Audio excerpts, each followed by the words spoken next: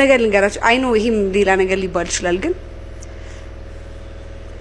ነገር እግዚአብሔርን ሰርች አድርጊ ጉግል ላይ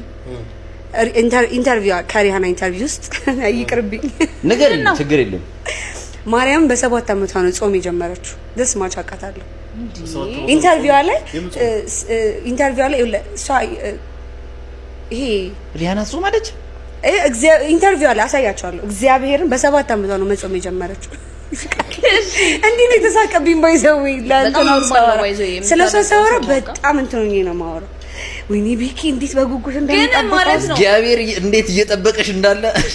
ስለምታደንቀው ሰው በጣም ዲቴል ማውቁ ኖርማል ነገር ነው እኮ መብት ነው ኢንተርቪው አይመስለኝም የመጋዚን ስለሆነ በመጽሔት ነው ሶ ከዮና ሀገር ስለሆነ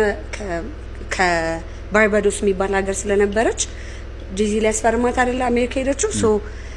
ስለነበረው ሲቹዌሽን ምናምን ስታወራ በጣም ሃይማኖቷ ላይ በጣም የእግዚአብሔር ተከታይ እንደሆነችና ጾም የጀመረች 7 አመቷ ላይ እንደሆነ አይቻለሁ በእውነት